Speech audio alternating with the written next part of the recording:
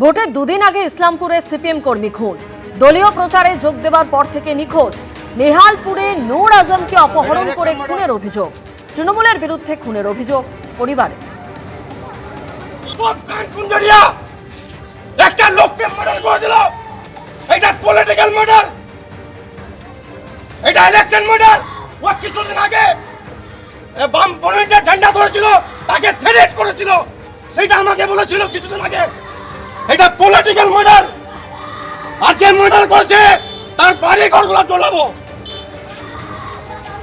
সবটার সময় উনি শুনলাম যে বাড়ি আসছিল, ঠিক আছে, বাড়ি আসছিল ওই ছেলেটা। নাম কি ওর?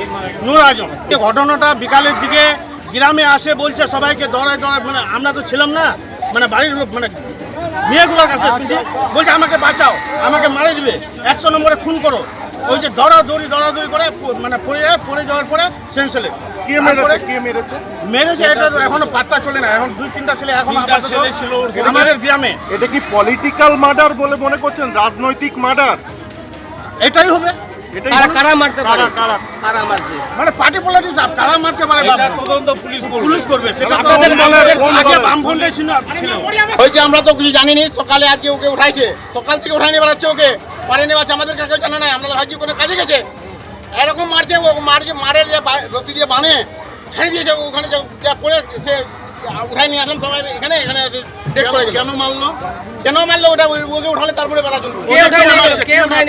নুর আলমটা ওই আমার ওইখানকার রেসিয়ার। কে ও? কোনো পার্টি করে? পার্টি করে, তৃণমূল পার্টি। পলিটিক্যাল ওই সিপিএম এর ঝান্ডা নিয়ে ঘুরছিল। রাজনৈতিক কোনো গন্ডগোল হচ্ছে? রাজনীতি গন্ডগোল এটা।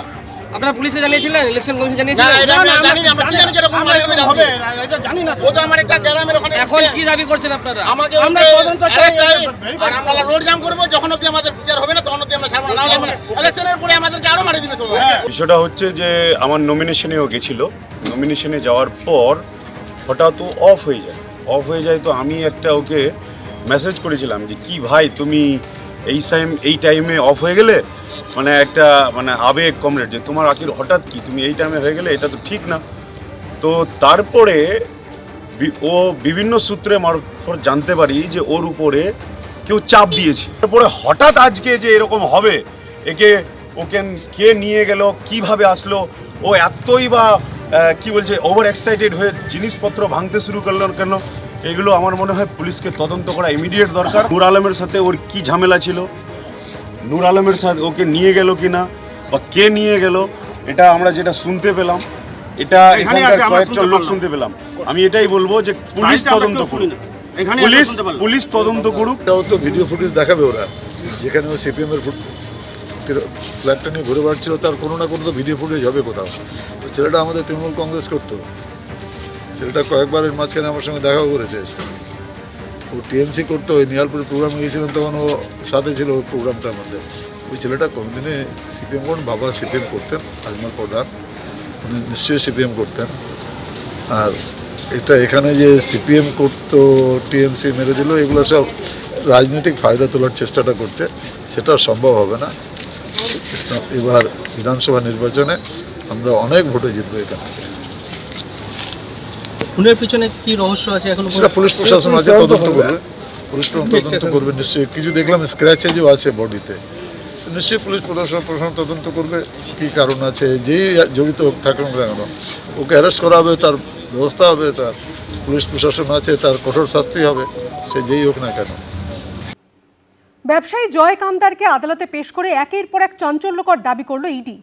আদালতে দাঁড়িয়ে জয় কামদারের ফোনে পাওয়া বিশেষ হোয়াটসঅ্যাপ চ্যাটের কথা উল্লেখ করলেন ইডির আইনজীবী। সোনাপাপ্পুর অ্যাকাউন্ট থেকে 1.5 কোটি টাকা ব্যবসায়ী জয় কামদারের অ্যাকাউন্টে ট্রান্সফার হয়েছিল বলে দাবি করল এনফোর্সমেন্ট ডিরেক্টরেট।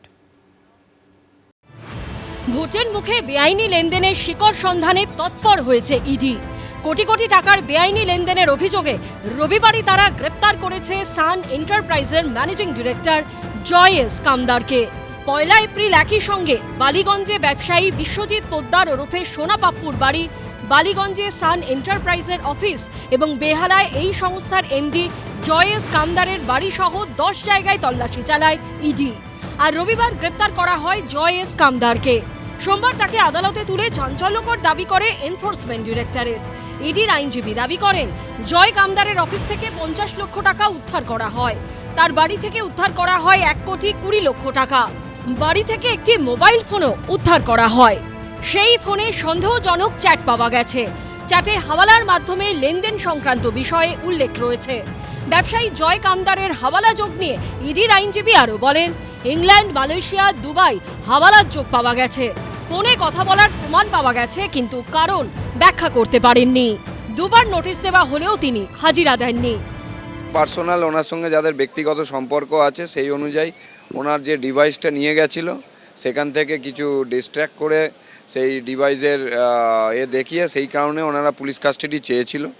সেইগুলো যথাযথ সম্পূর্ণভাবে প্রমাণ করার জন্যই মহামান্য আদালত 28 তারিখ পর্যন্ত পুলিশ কাস্টাডি দিয়েছে। ইডির আরও দাবি, সোনা পাপ্পু এবং জয় কামদারের অ্যাকাউন্টে মোটা টাকার লেনদেন হয়েছিল।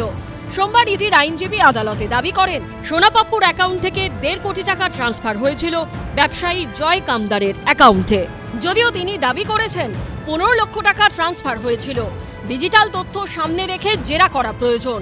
চ্যাটে বিভিন্ন কারেন্সির উল্লেখ মিলেছে, বিদেশি কারেন্সির ছবিও পাওয়া গেছে।